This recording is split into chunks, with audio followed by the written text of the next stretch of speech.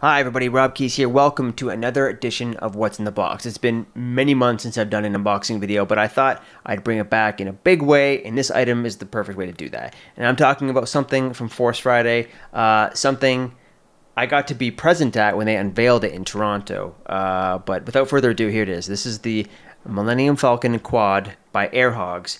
It actually flies. It's actually a quadcopter. And I'm going to open it up and show you just how it works. So a little background on this. Force Friday happened earlier this month. I want to say September 4th, but it was like the first Friday of September when all the Star Wars toys around the world came available across the world at midnight, all at the same time. And they had managed to keep most of what the toys are secret. So the day before, on that Thursday, they held youtube.com/Star Wars, like a live stream, a series of unboxing events across the world, from city to city, from time zone to time zone. And I went downtown Toronto hours before the Toronto Fan Expo began at the Metro Toronto Convention Center, and they got to unveil two toys there. And of course, the Toronto unboxing event was happening right after the previous city, I believe, unveiled that amazing BB-8 Sphero droid, that $150 like actual thing you can control with an app on your phone. And we were wondering, man, how are we going to top that? Do we really have to come after the BB-8? And then Corey Vital, Canadian YouTuber who was hosting the event, said we might in Toronto be able to beat it. And they came out and unveiled an X-Wing drone thing you can control as well that flies. It's made for outdoor flying. And then they unveiled this bad boy, which is safe to use indoors. And I wanted this one. This was the toy I wanted most. I may get the BB-8 closer to the holiday season as well, but I thought I've always wanted sort of a remote control helicopter, and this is like the next best thing. This is not the next best thing. This is far better than that. This is a Millennium Falcon that actually flies. So let's open this up. So. I already took the tape off, and I opened it up just to put the batteries in to make sure it works, just for the purposes of this video. But it's all repackaged the same way, minus the tape and the little twist ties. So here we go. It opens from the side, and the whole thing opens from the top, just like that. And it's a very simple packaging. It's very easy to set up as well. So for the kids out there or parents setting it up for their kids, very, very simple. And then the Falcon is made from this like... I don't even know what to call it. It's like a foam. It's a rubbery, soft, almost flexible foam, and it's extremely light. Obviously, it needs to be able to fly and support itself on these four very small fans. But the great thing about this is that it's very durable. Like in my crappy flight test already, I was hitting walls with it. When they unveiled this thing live, they flew it against a curtain. Some guy dropped it. It'll just bounce. It's amazing. And the actual propeller systems themselves they're mostly concealed within the foam. So I'm gonna knock on wood here, but this thing, I don't think you can break it during normal use. It would take some serious collision to damage this thing. So there it is, and I'll show you in a second when I turn this thing on, but there are actually LED lights in the back. So that'll light up blue when it's on, and then you'll have these kind of lights in the front. Not really thruster lights, but from the movies, these things light up as well. Of course, given the nature of the flight design, you're missing some of the detailings on the top, right? You don't have the extra two circles on each side, and there's no sensor array dish here. But they did a really good job painting it, so you can see like the gun turrets in the top and bottom, and the cockpit looks good. So it's very proportional to what the Millennium Falcon should be, which is great. And because there's no sensor array, you don't have to worry about which version of the Millennium Falcon you have, original trilogy or new trilogy, because the new trilogy Millennium Falcon has the square dish that replaced the circular dish that got knocked off at the end of Return of the Jedi. So a little bit of geek knowledge for you. And that just came in a plastic tray with these little cardboard thingies. We're kind of holding the fans so it doesn't slide around in here. And then I'll lift up the box again. On this side, oops, I'll get the whole tray just comes out. You have an instruction manual which just shows you how to turn it on, how to put the batteries in the controller. It's actually very simple. I had no problem syncing it up. The controller just worked fine. Actually, when I turned the Falcon on, it had juice already in it. I didn't even have to charge it. But there's two ways to charge it, and I'll show you that afterwards. But in the controller, which I'll show you in here, this thing takes 6 AA batteries, and inside the controller is a wire that comes out, and that'll plug into the Falcon directly. I should show you that, actually. At the very top, here, I'll put this down again. I'm going to put this up to the camera. So if you look right up there, that's the on and off switch, and then I know it's blurry, but in here is where you plug in the cord from the controller to charge it up. And you can charge it directly off the AA batteries inside the controller, or this whole package comes with a micro USB wire, and you can just plug that into your computer, into the controller, and then the pull out the controller wire to put into here. And that's how I charged it for about 20 minutes before recording this video. So I'll get to that in a sec. Back to the main box. So we saw the construction manual that was down here.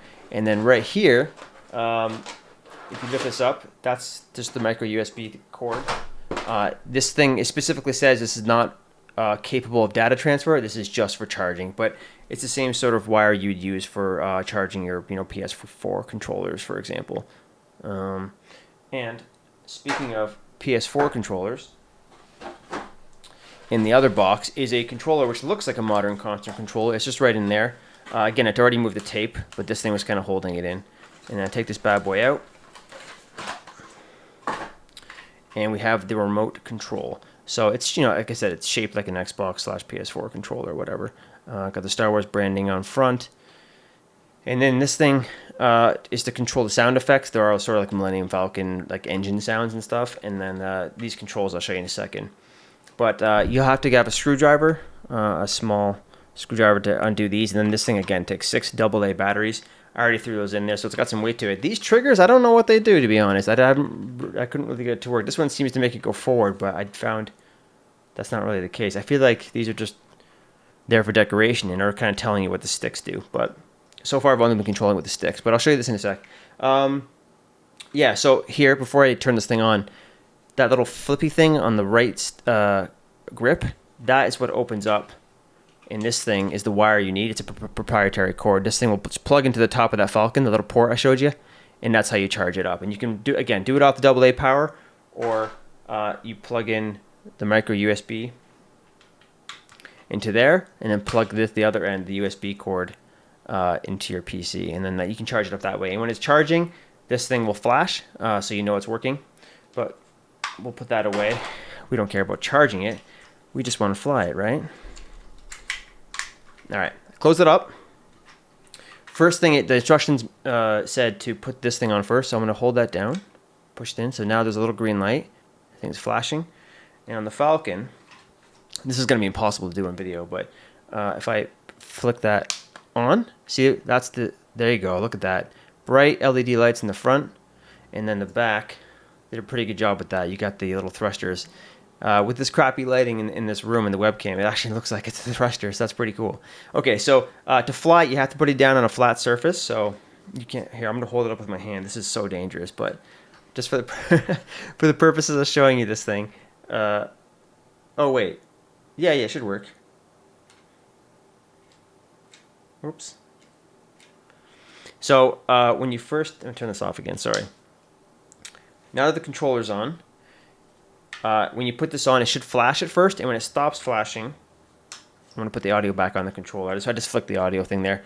When you first turn this thing on, after you turn on the controller, it should flash, and then when it stops flashing, and it's a solid light, and you hear the engines rev up, that means it should be synced up, and you can start flying it. So we'll try this again. Okay. It's just flat out on.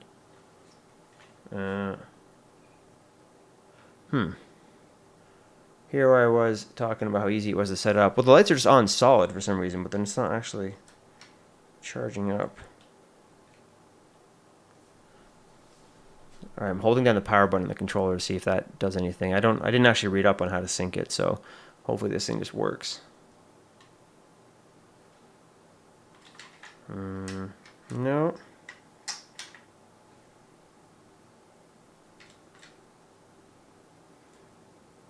Turned it back on. Okay. Shitty, that's not working. Well, that's what the instructions are for. Oh, it says hyperspace booster. Oh! Did you hear that? I don't know if you can hear that.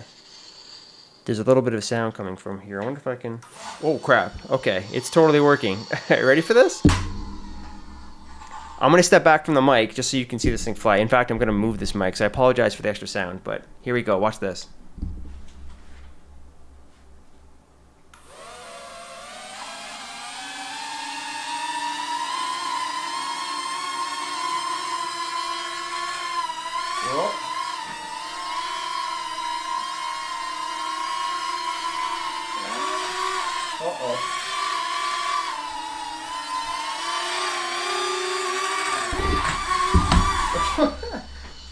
I'll try this again. All right, so it's hard to do right in front of a camera, but there you go. So you can see, I'm just giving it a little bit of thrust. So the idea is that I'll move this mic closer. The left stick controls the thrust up and then down, and then you go left and right, and it spins the Falcon, and then this thing leans it forward, back, right and left. So I'll try this again. Hang on.